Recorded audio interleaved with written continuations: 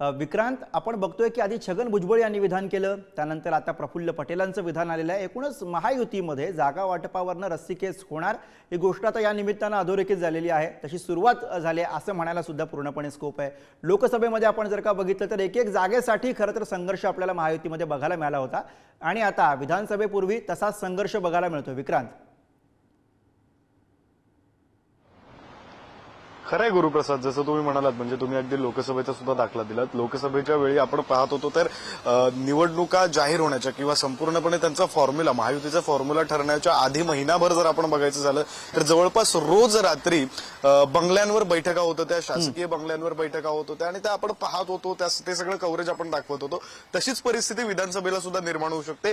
त्याचं कारण असं आहे की आधी भुजबळ म्हणाले, मग प्रफुल्ल पटेल म्हणाले, तिकडे संजय शिरसाट जे शिंदेच्या शिवसेनेचे प्रवक्ते आहेत, नेते आहेत, ते असं म्हणतात की आम्हीच मोठे भाऊ आहोत। त्यानंतर आज संजय निरुपम यांनी अगदी काही मिनिटांपूर्वी पत्रकार परिषद घेतली, त्यामध्ये त्यांनी असं म्हटलं की भाजपा मोठा भाऊ आहे। म्हणजे शिंदेच्या शिवसेनेच्या दोन वेगवेगळ्या नेत्यांची दोन वेगवेगळी वक्तव्य। शिरसाट म्हणतायत की आम्हीच मोठे भाऊ, संजय निरुपम म्हणतायत की भाजप मोठे भाऊ आहेत, मात्र राज्यातील महायुतीचे प्रमुख नेते हे एकनाथ शिंदेच आहेत। आणि काल गणेश नाईक यांनी जे वक्तव्य केलं होतं, जे भाजपचे आहेत, त्यांनी असं म्हटलं होतं की प्रोटोकॉलनुसार एकनाथ शिंदे हे मुख्यमंत्री असले तरी आमचे नेते हे आमचे लीडर हे देवेंद्र फडणवीसच आहेत। त्याच्यामुळे महायुतीमध्ये कुठेतरी काहीतरी धुसफूस सुरू आहे आणि ती कोणत्या मुद्द्यावरून सुरू असणार आहे तर आत्ताच्या घडीला सगळ्यात महत्त्वाचा मुद्दा ज्यावरून धुसफूस सुरू असू शकते तो म्हणजे विधानसभेच्या जागा वाटपाचा मुद्दा।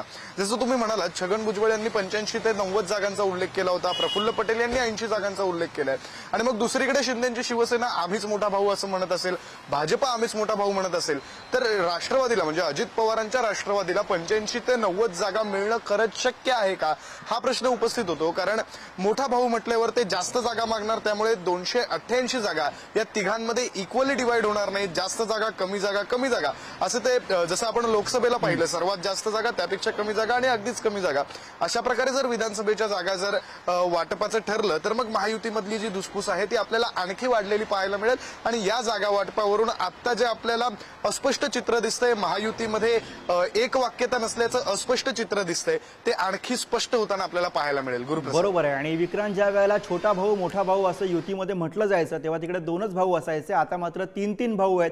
त्यामुळे कुणाच्या वाट्याला काय येणार हे आपल्याला बघावं लागेल।